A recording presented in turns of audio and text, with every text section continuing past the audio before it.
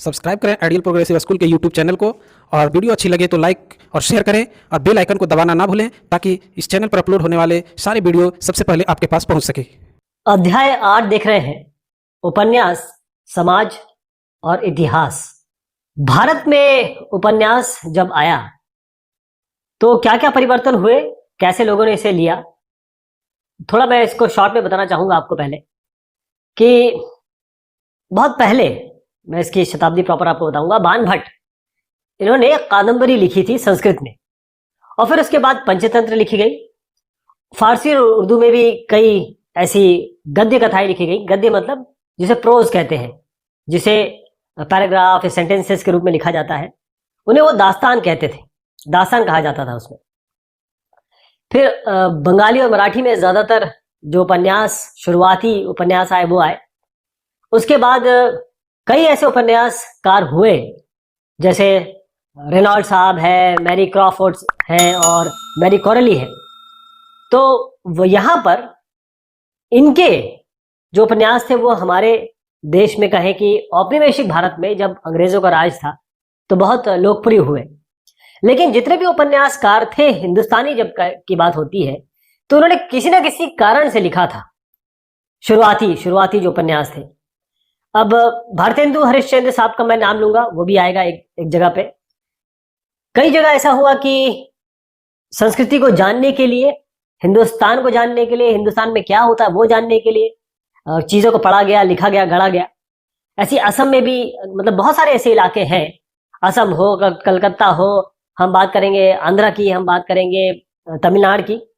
फिर बंगाली जो उपन्यास है उसमें दोनों तरफ की बात की गई, यानी कि पुरानी चीजें भी चल रही थी, यानी ऐतिहासिक घटनाएं भी थी, और साथ में जो आज हो रहा है, जो समकालीन बातें चल रही हैं घरेलू जीवन के बारे में, पुरुष पत्नी किस तरीके से आपस में एक रिलेशनशिप में है, उसका भी एक अलग तरीके से, मतलब दोनों तरीके से, पुराना भी नया भी, ये विचार पेश किया गया।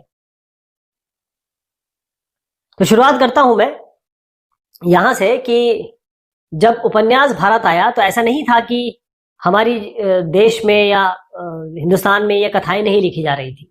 हमारे पास कथाएं थी। जैसे बाणभट्ट ने, मैंने अभी एग्जांपल दिया आपको, संस्कृत में लिखी थी 7वीं सदी में। 7वीं सदी सब समझ लीजिए कौन सी है, अभी हम 21वीं सदी में चल रहे हैं। तो 7वीं सदी में उन्होंने कादंबरी लिख ली थी, संस्कृत में थी वो। इसी तरीके से पंचतंत्र, बच्चे इसको बहुत पढ़ते हैं और जो कार्टून चैनल है इसमें इसको बहुत दिखाया जाता है। ऐसी फारसी और उर्दू में भी दास्तान जिसे कहा जाता था, ऐसी कहानियां थी जिसमें साहस की, वीरता की, चतुराई की, इंटेलिजेंस की और स्ट्रेंथ की ये बातें की जाती थी। मतलब ये ऑलरेडी था।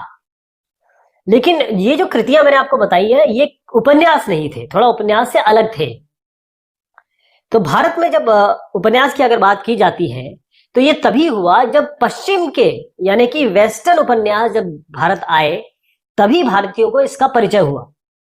अब देखें कि जब भारतीय भाषा में इसका परिवर्तन हुआ या इसका ट्रांसलेशन हुआ तब तो और ज्यादा फायदा हुआ। लेकिन जो शुरुआती उपन्यास थे वो बंगाली और मराठी में लिखे गए। ध्यान रखिएगा, ना संस्कृत में, ना हिंदी में, ना उर्दू में, बंगाली और मराठी में लिखे गए। तो सबका जो पहला उपन्यास है वो आपको याद रखना है। जैसे मराठी का जो पहला उपन्यास था वो बाबा पद्म जी जो यमुना पर्यटन उन्होंने लिखा था 1857 में। तो मराठी का पहला क्या हुआ, बाबा पद्म जी, इन्होंने यमुना पर्यटन, यानी कि यमुना एक जो हमारी रिवर है उसमें ट्रैवल, एक तरीके से पर्यटन के हिसाब से लिखा था। तो ये आपको याद रखना है 1857। लेकिन इसमें उन्होंने जो दिया था चीजें, इसमें जो कंटेंट था वो था जो विडोज है, विधवा है, उनकी क्या दशा है, क्या दुर्दशा है। बहुत छोटी सी, बहुत सीधी कहानी थी ये। इसके बाद साहब आए लक्ष्मण मोरेश्वर हालबे, इन्होंने लिखा मुक्तमाला, 1861 में लिखा था। तो इसमें कोई रियलिटी नहीं थी, जैसे ये जो पद्म जी ने लिखा था उनके बारे में, विडोज के बारे में, इन्होंने ऐसा नहीं लिखा था। ये बिल्कुल एक काल्पनिक चीज थी, लेकिन उन्होंने शिक्षा देने की बात की थी, नैतिक शिक्षा देने की बात की थी। तो मेरा कहने का मतलब ये है कि जितने भी बड़े बड़े उपन्यासकार हम गिनेंगे 19वीं सदी के, वो सारे लोगों ने उपन्यास किसी न किसी कारण से लिखे। अब होता यह था कि भारतीयों को जब उपनिवेशिक लोग आ गए तो भारतीयों को ये लगता था कि हम कमतर है, हम कम हैं इनसे। तो एक तो राष्ट्रीयता की भावना और ये जो उपनिवेशी शासक आ गए हैं उनसे बराबरी का एहसास कराने के लिए कि आप एक तो अंग्रेजों के या फिर जो भी आप पे राज करा उसके बराबर है और आप में एक राष्ट्रीयता की भावना होनी चाहिए। तो इस कारण से उपन्यासों को इतना प्रबलता मिली और लिखा गया, मेन कारण ये था। तो शुरुआत करते हैं दक्षिण भारत के उपन्यास से। ये साहब है चंदू मेनन साहब। तो दक्षिण भारत में हुआ ये कि शुरुआत की मैं अगर बात बताऊं तो पहले ना ये केवल उपन्यासों का अनुवाद हो रहा था, यानी कि कोई उपन्यास नहीं लिख रहा था। उपन्यास पश्चिम से आया, यानी वेस्टर्न से, यूरोप से आया और उसका इन्होंने अनुवाद कर दिया, जस्ट ट्रांसलेशन कर दिया। जैसे अगर मैं कहूं, एक चंदू मेनन साहब जैसे मैंने आपको दिखाई, ये उप न्यायाधीश थे मालाबार के। मालाबार वो पोर्ट है जहां पर केरला आता है, उस जगह की बात कर रहा हूं। तो इन्होंने क्या किया कि बेंजामिन डिज़रायली का एक उपन्यास था, उसका नाम था Henrietta temple, means Henry at a temple. ये इन्होंने उपन्यास लाई और इन्होंने क्या किया कि मलयालम भाषा में इसका ट्रांसलेशन कर दिया, तर्जुमा कर दिया। लेकिन अब यह हुआ कि इन्होंने ये जब लोगों के बीच ये पहुंची तो उन्होंने देखा कि लोग इससे रिलेट नहीं हो पा रहे हैं, क्योंकि जो विदेशी आप उपन्यास रखेंगे तो उनमें पहनना जो है, बोलचाल जो है, उनके जो रस्म रिवाज है वो सब अलग थे। तो हिंदुस्तानी ये कहें कि जो मालाबारी थे या मलयाली थे वो इससे जुड़ नहीं पाए। तो उनको समझ में आ गया कि ये मामला गलत हो गया है। तो फिर उन्होंने क्या किया, इंदुलेखा लिखी। इंदुलेखा 1889 में लिखी और फिर उन्होंने एक इसी तरीके से, मतलब उन्होंने चेंज नहीं किया, अंग्रेजी उपन्यास की तर्ज पर, यानी कि वही उपन्यास को बेस बनाया और फिर इंदुलेखा लिखी, जिसको मलयालम का पहला आधुनिक उपन्यास माना गया है। तो ध्यान रखिएगा कि अगर आप मलयालम का पहला आधुनिक उपन्यास, या आपसे पूछा जाए कि मलयालम का पहला नॉवेल कौन सी थी, तो इंदुलेखा लिखेंगे, जिनको चंदू मेनन साहब ने लिखा था। ये मलयालम की बात हो गई। जरा चलते हैं आंध्र प्रदेश। बिल्कुल सेम कहानी है आंध्र प्रदेश में भी। कांडूकुरी वीरेशलिंगम, इन्होंने क्या किया, ओलिवर गोल्डस्मिथ साहब की एक किताब थी विकार ऑफ बेकफील्ड।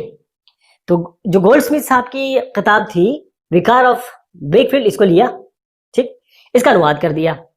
फिर उनको समझ में आया कि ये तो मामला हिंदुस्तानी या फिर ये कहे हमारे परिवेश में तो ये फिट बैठ नहीं रहा है, तो इन्होंने इसको खत्म किया और उसके बाद, मतलब इसको नहीं लिखा, अगली बार उन्होंने खुद लिखा 1878 में राजशेखर चरितमु। तो ये दोनों कहानी हो गई आपकी, कैसे मालाबार तट पे आपने चंदू मेनन की बात सीखी और कहा यहाँ पर जो दूसरा इलाका आंध्र प्रदेश में, मतलब बात सेम थी कि आप उपन्यास अगर लेके आएंगे विदेश से और उसका ट्रांसलेशन कर देंगे तो लोग उसे एक्सेप्ट नहीं करेंगे, क्योंकि उससे रिलेट नहीं कर पा रहे। अब आते हैं हम हिंदी उपन्यास पे। पहले एक चित्र दिखाऊं आपको, ये है पिकविक अब्रॉड, इसका चित्र है। और चीजों का इतना ज्यादा रूपांतरण किया गया, ये कहीं अलग अलग भाषाओं में रूपांतरण किया गया कि लोगों ने इसको समझना जानना शुरू किया। क्योंकि लोगों के लिए, देखिए, पहले तो हमने देखा कि लोग उससे जुड़ नहीं पा रहे थे, लेकिन नई चीज तो थी, कई लोग जुड़ने को तैयार भी थे। अब हम बात करते हैं कि उत्तर भारत में जरा आ रहे हैं।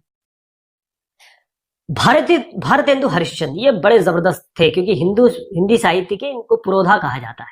पुरोधा मतलब बड़े, मतलब विख्यात व्यक्ति। भारतेंदु हरिश्चंद्र, इन्होंने, जो उनकी मंडली थी, उन्होंने कहा कि देखो ऐसा है कि ये जो चीजें आ रही हैं इसका आप एक तो अनुवाद करो, पुनर्रचना करो इसी के हिसाब से, और फिर इसको आप ट्रांसलेट करो। तो बहुत सारी इसमें जो इन्होंने प्रेरणा ली वो अंग्रेजी उपन्यास थे या बंगाली से हिंदी में, या तो वो अनुवाद हुआ था उसका, या वो ट्रांसफॉर्म हुए थे, रूपांतरित हुए थे। लेकिन भारतेंदु हरिश्चंद्र को हिंदी उपन्यास का पहला जनक नहीं कहा जाता है, वो श्रेय जाता है किसको, दिल्ली के श्रीनिवास दास को। ध्यान रखिएगा कि हिंदी का पहला उपन्यास किसने लिखा, दिल्ली के श्रीनिवास दास साहब। इन्होंने लिखा परीक्षा गुरु, 1882 में लिखा था। इसमें दिखाया गया कि एक अच्छे परिवार के जो बच्चे होते हैं, अगर वो गलत संगत में आ जाते हैं, बुरी संगत में आ जाते हैं, तो किस तरीके से उनके जीवन को या फिर उनके आगे के भविष्य को नैतिक खतरों का आभास इन्होंने कराने की कोशिश की, आगाह कराया। तो इसमें ये बताया जाता है, इसमें इन्होंने जो चीजें लिखी कि कैसे अंदर जो नया नया जो मध्यम वर्ग आया और वो अपनी दुनिया, बाहरी दुनिया, उसके बारे में कैसे वो पता करता है। तो असली चीज ये थी कि जो चरित्र थे इसमें, वो जो इन्होंने परीक्षा गुरु में गढ़े, उसमें ये चरित्र थे या जो कैरेक्टर्स थे वो ये थे कि वो बड़े उसमें थे कि भाई कैसे औपनिवेशिक आधुनिकता तो आ गई है, तो वो अच्छी है कि बुरी है। क्योंकि कई जगह पे इनको बड़ा अच्छा लगता था कि अरे वाह अंग्रेज आ गए हैं, बड़ी अच्छी चीजें हो रही है। कई जगह उनका जो दमनकारी एटीट्यूड था, वो जो गलत चीजें कर रहे थे, रीति रिवाजों को दबा रहे थे, वो उनको भयानक लगने लगा। तो ये चीजें इसमें सही तरीके या गलत तरीके ये चीज बताए गए और ये दिखाया गया कि देखिए आप चीजों को जरूर एक्सेप्ट करिए जो नई चीजें आ रही हैं, लेकिन अपनी जो परंपरा है और संस्कृति है इसको जरूर बना के रखिए। अपनी जिंदगी जो है वो गरिमा से आपको जीनी है। ये इसमें परीक्षा गुरु में था। इसके अलावा दो परिवार, जैसे मैंने आप दो पार्ट कहे इसमें, कि एक तो यह है कि नई चीजें आ रही हैं, जैसे कृषि में नई तकनीक आ रही थी उस समय, व्यापार में बड़ा आधुनिकता चल रही थी, और लोग ये चाह रहे थे कि खासतौर पर युवा जो थे वो करना क्या चाह रहे थे, वो नई चीजों को पकड़े या अपनी पुरानी चीजों को, या ये कहें कि गृहस्थी, ये या कहें कि पारंपरिक मूल्यों की तरफ जाए। तो बिल्कुल सेम चीज यही इसमें आती है कि इन्होंने ये बताया कि कैसे आपको जीना है। लेकिन हुआ ये कि ये जो परीक्षा गुरु है जो इन्होंने लिखी थी, जो दास साहब है, वो ज्यादा चल नहीं पाई। उसका कारण ये था कि जितना मैंने आपको उपदेश दे दिया ना, यही उपदेश इन्होंने दिया था अपनी इस किताब में, इस उपन्यास में, परीक्षा गुरु। तो लोग ज्यादा उपदेश पसंद नहीं करते थे कि भाई आप उपदेश, पूरी किताब आपने, पूरी उपन्यास उपदेश में लिख दी। फिर उसके बाद देवकी नंदन खत्री, यहां पर जब ये साहब इन्होंने उपन्यास लिखना शुरू किया तब एक नया पाठक वर्ग इनके साथ जुड़ा। उनकी एक किताब थी, बड़ी बड़ी बिकी, जिसे बेस्ट सेलर कहते हैं, चंद्रकांता संतति। इसमें क्या हुआ, फंतासी यानी कि फैंटेसी, यानी आप किसी दूसरे जगह की बात कर रहे हैं, दूसरे विश्व की बात कर रहे हैं, और ये लिखी गई कि मजे के लिए। जो चीज लिखी गई कि बड़ा इसमें बस पढ़े और आनंद आ जाए, मजा आ जाए, कि हाँ हम किसी ऐसा उपदेश के तौर पे किसी उपन्यास को ना पढ़े, हम तो फन के लिए, अपने समय का सदुपयोग करने के लिए, या हमारे पास खाली समय है उसमें हम एक नए देश में या एक नई कहानी में जाना चाहते हैं। अब आए प्रेमचंद्र। प्रेमचंद्र साहब, ये बहुत बड़ा नाम है, और हिंदी उपन्यास के अगर देखा जाए तो इसमें इनका बहुत बड़ा नाम है। लेकिन इन्होंने पहले हिंदी में नहीं लिखना शुरू किया था, इन्होंने उर्दू में लिखना शुरू किया था पहले, ध्यान रहे, उर्दू में लिखना शुरू किया था, फिर ये हिंदी में आए। लेकिन अब बात ये हो गई कि इन्होंने इतनी साफगोई तरीके से, इतनी क्लियर तरीके से एक चीज लिखी, या कहे उन्होंने पारंपरिक किस्सा गोई से, यानी जो पुरानी चीजें चली आ रही हैं उसको बड़े इजी शब्दों में और बहुत लोगों के करीब शब्दों में इसको लिखा। कई लोगों ने उनसे कहा कि देखो ये जो हम लोग, ये जो चंद्रकांता संतति जैसे फैंटेसी वाली या फिर एक मनोरंजन के हिसाब से जो चीज लिख रहे थे, इन्होंने क्या किया, प्रेमचंद जी ने इसको उठा के वहां पर पहुंचा दिया जहां पर फिर से ये आ गया, उपदेश आ गया। लेकिन इन्होंने ऐसा किया नहीं। इन्होंने क्या किया, मतलब प्रेमचंद जी ने क्या किया कि वो लिखते तो थे, लेकिन वो कुछ इस तरीके से लिखते थे कि लोग इससे जुड़े। यानी कि वो बताते तो थे कि महिला की क्या जो दुर्दशा है, वो ये बताते थे, बाल विवाह के बारे में वो बताते थे, दहेज के बारे में, सारे उन्होंने चीजें बताई, लेकिन थोड़ा ठीक तरीके से बताई, इस तरीके से कि ज्यादा उपदेशात्मक तरीके का नहीं लगे। इसीलिए प्रेमचंद इतने हिट हुए। आज भी प्रेमचंद के नाम पे जितने भी आप हिंदी अगर आप हिंदी लेते हैं आगे भविष्य में, तो आप देखेंगे प्रेमचंद आपके एक बहुत बड़ा नाम आपको महसूस होगा। अब बंगाल की बात करते हैं। तो बंगाल में जब ये उपन्यास आया 19वीं सदी में, तो ये दो तरीके के भाग हो गए, बढ़ गए लोग। कैसे? एक तो वो थे, एक ऐसे उपन्यास लिखे गए जो भूतकाल में थे, यानी जो पारंपरिक चीजें आ रही हैं या पुरानी कहानी है उनके हिसाब से लिखा जाता था। और कुछ ऐसे उपन्यास थे जो एकदम प्रेजेंट में लिखे जा रहे थे कि स्त्री पुरुष के क्या संबंध चल रहे हैं, सामाजिक समस्याएं क्या है, प्रॉब्लम क्या चल रही है। तो इसमें यह हुआ कि कई लोग ऐसे थे, क्योंकि हमेशा ध्यान रखिए कलकत्ता में जो कुलीन वर्ग है, खासतौर पे जो पुराना व्यापारी कुलीन वर्ग है, वो संगीत के लिए, नाच के लिए, नृत्य के लिए, कविताओं के लिए, इन सब प्रतियोगिताओं के लिए बड़ा संरक्षण दिया करता था। लेकिन अब जब इनके हाथ में उपन्यास आया तो अब ये आराम से बैठ के कहीं कहीं पढ़ सकते थे। इसमें इनमें पढ़ने की रुचि आई। एक नाम लूंगा मैं, बंकिम चंद्र चट्टोपाध्याय। बंकिम चंद्र चट्टोपाध्याय ये जो पुराना कुलीन वर्ग को बिलोंग करते थे, पहले मैं इनका एक पिक्चर दिखाऊंगा, फिर मैं आपसे इसको डिस्कस करूंगा ताकि आप और समझ पाए। देखिए साहब, ये बंकिम चंद्र चट्टोपाध्याय साहब करते क्या थे, यहाँ पर तो ये पूजा हो रही है तो ये सब लोग आते थे, उनके साथ वो पूजा वगैरह करते थे, अर्चना करते थे। लेकिन जब इसके बाद ये यहाँ पर बैठते थे इस जगह पे, और अपनी जो जो इन्होंने साहित्यिक कृतियां हैं या जो उपन्यास लिखे हैं, जो भी चीज लिखी है, वो अपने दोस्तों के साथ डिस्कस करते थे। और जब डिस्कस करते थे तो लोग उनको बताते थे कि ये सही है, ये गलत है, या उस पर अपने विचार देते थे। तो यहाँ पर पूजा भी चल रही है और यहाँ पर साथ में जो साहित्यिक सृजन है वो भी बहुत आगे बढ़ रहा है। तो अब मैं उसी बात पे आता हूँ कि यहाँ पर हम बंकिम चंद्र चट्टोपाध्याय साहब की बात कर रहे हैं। तो अपने घर में ये यात्रा, या ये कहें कि आप ये करें पूजा समझ लीजिए, इसका आयोजन तो करते थे, पूरा परिवार इसमें आ जाता था। लेकिन जो उनका कमरा मैंने दिखाया, उसमें वो सब अपने जो साहित्यिक मित्र थे, मतलब उनके जो साहित्य को समझते थे या साहित्य की विधा में जो लोग थे, उनके साथ बैठकर वो इस साहित्यिक जो भी उन्होंने कृतियां की है या जो भी चीज लिखी है, उस पर वो डिस्कशन करते थे और उसका मूल्यांकन करवाते थे कि इसके मार्क्स दीजिए मुझे। लेकिन हुआ ये कि इन्होंने दुर्गेश नंदिनी 1865 में जब लिखी, और जब इन्होंने अपने इन दोस्तों को या फिर जो कहें साहित्यिक मित्रों को जब सुनाया, तो सबने अपनी उंगलियां दबा ली, क्योंकि ये जो चीज थी ना, क्लासिक थी। मतलब ऐसी चीज शायद ही उन्होंने सुनी थी, क्योंकि जिस तरीके से उन्होंने उसको लिखा था, जिस तरीके से उन्होंने उसको बताया था, जैसे उन्होंने शहरी जीवन के बारे में, या कहें खासतौर पे जो महिलाओं की जो बोली मेली, उसका उपयोग कर दिया था उसमें। तो ये बंकिम चंद्र चट्टोपाध्याय की एक बहुत बढ़िया चीज सामने आई। ये उपन्यास बहुत बहुत ज्यादा लोकप्रिय हुआ, और यह कहें कि ये साहब शरद चंद्र चट्टोपाध्याय ये बंगाल के नहीं, पूरे भारत के सबसे लोकप्रिय उपन्यासकार बन गए थे। ये साहब दुर्गेश नंदिनी जब इन्होंने लिखी, तो ये ध्यान रखिएगा, थोड़ा पूछा जाता है, दुर्गेश नंदिनी, बंकिम चंद्र चट्टोपाध्याय साहब। अब औपनिवेशिक सरकार, उसमें उपन्यासों का क्या रोल था, कैसे क्या हुआ, तो अब इसको मैं यहीं से शुरू करता हूं। ये थोड़ा सा इसके नोट्स है जो आप एक बार देख सकते हैं, लेकिन मैं इसको आपको जो हमारा फ्लो चल रहा है उस हिसाब से बताता हूं। आप ये देखिएगा, ये उपन्यास है इंदिराबाई, इसका कवर पेज है, ये कवर पेज है। तो हम बात कर रहे हैं अब कि भाई हमारे ऊपर औपनिवेशिक राज्य है, अंग्रेज हमारे ऊपर राज कर रहे हैं, और उस समय उपन्यास का क्या हुआ। तो उपन्यास पढ़ता कौन था, जो औपनिवेशिक परिवेश था उसमें उपन्यास कैसे चेंज हुआ, कौन से पाठक वर्ग थे इस समय। तो जैसे हमने बात कर ली चंदू मेनन साहब की, बंकिम चंद्र चट्टोपाध्याय साहब की, प्रेमचंद साहब की, थोड़ा इसी बात को आगे बढ़ाएंगे।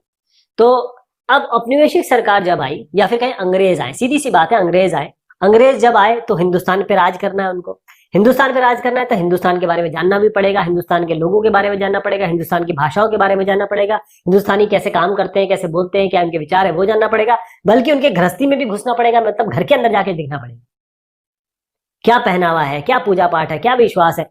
अगर ये सब पता करना है तो कैसे पता चलेगा। उसके लिए उनको या तो कोई बताए, या वो वाकई में एक एक घर में जाके देखे, या बेस्ट तरीका है किताब। तो क्या हुआ कि जो किताब है ये मोस्टली जो है अनुवाद, इन्होंने इसको पढ़ा, जो भी वो पढ़ सकते थे। लेकिन अगर जो वहाँ के जो उस समय किताबें थी या फिर उपन्यास थे, वो पढ़ने की कोशिश अंग्रेजों ने की, वो नहीं पढ़ पाए, तो फिर उनके लिए कई ईसाई मिशनरी थे, जो ब्रिटेन के जो प्रशासक थे, उन्होंने इसका वो भी कर दिया, ट्रांसलेशन भी कर दिया। तो ये वीरेशलिंगम साहब का मैं नाम लूंगा आपको।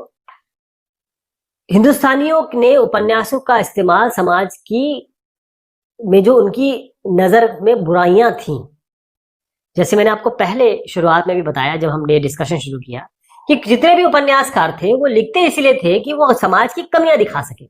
तो वीरेशलिंगम साहब ने भी यही किया, उन्होंने भी अपनी चीजें पहुंचाई। तो उपन्यास, वीरेशलिंगम एक बड़ा नाम है इसलिए मैं इनका नाम ले रहा हूं। सबने कोशिश ये की कि भाई हम चीजें तो दिखाएं, रोमांच तो पैदा करें, मतलब पुरानी चीजों को, प्राचीन काल में जो चीज हुई है उसको सामने लोगों के रखें, अपने देश का गौरव गान करें, कई चीजें ऐसी थी जो जो ये भी बताती थी, कई उपन्यास ऐसे भी थे जो ये बताते थे कि आज के समय में क्या हो रहा है। अब एक बहुत बड़ी एक क्लासिक बात बताऊं आपको, कि जब आप चीजें कोई लिखते हैं ना, जैसे अगर आप अपने ही घर में अपनी जो मेड है उसकी बातें सुने, आपके घर में कोई एक ऑफिसर आया उसकी बात सुने, तो आपको देखिए दिखेगा कि एक ही इलाके में रहने वाले लोगों की भाषा कितनी अलग है, अलग अलग तरीके से बोलते हैं। तो इन उपन्यासों में क्या किया गया कि इन उपन्यासों में इन चीजों को डाला गया, तो लोग इसे समझने लगे। देखिए इसमें मैं बताता हूँ कि उपन्यास के जरिए ये जान पाए लोग कि उनके इलाके में लोग उनकी भाषा किस तरह अलग अलग ढंग से बोलते हैं, क्योंकि अलग अलग वर्ग के लोग होते हैं ना। आपके पास सब जैसा आप जैसा तो नहीं होगा, और हर आदमी का जो इनकम लेवल है, या फिर ये कहें कि जो सोच लेवल है, सोचने का जो तरीका है वो भी अलग अलग है, बोलने का तरीका अलग अलग है। किस जगह से वो आते हैं, हो सकता है कोई आपका मंदसौर से आया हो, कोई कन्नड़ से आया हो, तो जो बोलते थे उनके वो वहां के शब्दों को कैसे बोलते थे वो यहाँ से पता चलने लगा, ऐसे लोगों ने लिखा इसमें। अब एक चीज आई थी कि आधुनिक कैसे हुआ जाए। आधुनिकता तो आ रही थी, क्योंकि जब आप औपनिवेशिक राज के अंदर होंगे तो आपको तो आधुनिकता दिखाई देगी। इसका अनुसरण कैसे करें, इसके लिए क्या करें? क्या अपनी परंपरा को त्याग दें? क्या नई चीजों में घुस जाएं? क्या अपने नई चीजों को छोड़ दें, अपने ही जो परंपरा चली आ रही है उसके साथ हम आगे बढ़ते रहे? तो चंदू मेनन साहब ने इंदुलेखा, आपको याद होगा मैंने आपको बताया था, इंदुलेखा इन्होंने लिखी थी। जब लिखा तो इसमें एक जो मतलब हीरोइन थी उसको दिखाया बड़ी सुंदर है, सुंदरी को उसको दिखाया कि बड़ी सुंदर है, दिमाग से बड़ी अच्छी है, और बहुत इसमें प्रतिभाएं हैं, बहुत सारी इसमें कलाकारी है, मतलब इसमें बहुत सारी कला है, और उसको संस्कृत भी आती है, अंग्रेजी भी आती है। एक और साहब थे जो इसमें हीरो है, वो है माधवन। मैं चंदू मेनन साहब की इंदुलेखा किताब के बारे में बात कर रहा हूँ। उसके जो हीरो है वो है माधवन। माधवन को भी दिखाया गया कि ये एक नायर वर्ग से आते हैं, मद्रास विश्वविद्यालय में इन्होंने अंग्रेजी शिक्षा की प्राप्त की है, बाकायदा कोट वोट पहनते हैं, उच्च कोटि के संस्कृत भी ये जानते हैं, लेकिन कोट तो पहनते हैं, साथ में चुटिया भी रखते हैं। यानी एक तरीके से मिश्रण, पाश्चात्य रहन सहन, यानी जो नई चीज आ रही है औपनिवेशिक राज में, जो नई चीज आ रही है उससे भी वो जुड़ रहे हैं, उसके साथ भी वो जा रहे हैं। साथ में वो ये भी दिखाया जा रहा है कि अपनी परंपरा, अपनी जीवन शैली, अपना जो ट्रेडिशन है, कल्चर है, उसको भी साथ में वो लेके चल रहे हैं। तो किस तरीके से तालमेल बिठाया गया, ये बहुत अच्छे तरीके से चंदू मेनन साहब ने अपनी इंदुलेखा में दिखाया। अब पाठ का आनंद आप देखें कि ये कन्नड़ पत्रिका कथांजलि का एक आवरण पृष्ठ है, यानी कि कवर पेज है। अब मनोरंजन की बात मैं करता हूं। पहले क्या होता था, मनोरंजन कैसे किया जाए, गाने गा लिए जाए, पिक्चर देख ली जाए, पिक्चर तो शायद उस समय कम था, नाटक देख लिया जाए। तो अब ये मनोरंजन का साधन इतना जबरदस्त उपन्यास आने से हुआ कि लोग बाकी चीजें भूल गए। इसका मतलब उपन्यास जो है वो महालोकप्रिय हो गया, इतना ज्यादा लोकप्रिय हो गया, महालोकप्रिय, कि कुछ तो ऐसी चीजें थी, ऐसे उपन्यास थे खासतौर पे जिनमें रहस्य था, सस्पेंस थ्रिलर जो थे, उनको तो 22 बार पुनर्मुद्रित या इनका रीप्रिंटिंग करानी पड़ी। तो पहले क्या होता था, आज तो हम लोग जैसे दो लोग अगर बस में बैठे हैं, दो लोग ट्रेन में बैठे हैं, तो हम लोग शांत रहते हैं, हम एक दूसरे से बात नहीं करते। लेकिन पहले ऐसा होता ही नहीं था। पहले जैसे ही आप ट्रेन में बैठे, बस में बैठे, किसी भी जगह बैठे, किसी नुक्कड़ में बैठे, कहीं किसी चौपाल में बैठे, आपको बात करनी ही करनी थी। तो ये उपन्यास जब आ गया तो लोग जब शांत बैठने लगे, ये बहुत बड़ी बात थी, ये हम आज नहीं समझ सकते। ये एक नई तरीके की शुरुआत थी कि भाई लोग खामोश रहकर कैसे पढ़ सकते हैं, लोग दो लोग बैठे हैं तो दोनों खामोश कैसे रह सकते हैं। लेकिन ये जो एक जो उपन्यास एक ऐसी जगह आपको ले जाती थी, एक ऐसी परिकल्पना में ले जाती थी कि आपको लगता था कि आहा, ये तो एक नई दुनिया में पहुंच गए हम लोग। तो ये बात हुई इसमें। देखिए इस चैप्टर में कुछ लाइनें जो थी ना वो थोड़ी इंपॉर्टेंट थी, जो मैंने आपको हाईलाइट की, लेकिन ज्यादातर इसमें कहानी है। आपको बस ये समझना है कि उस समय क्या हो रहा था, लेकिन जो याद चीजें रखनी है वो मैंने आपको हाईलाइट करके बताया कि नाम क्या थे लोगों के, पहले उन्होंने कौन सी किताबें लिखी और उसमें कंटेंट क्या था, बस याद रखना है। तो शुक्रिया, मेहरबानी। एक और पार्ट है, थोड़ा अभी नेक्स्ट टाइम इसको डिस्कस करेंगे।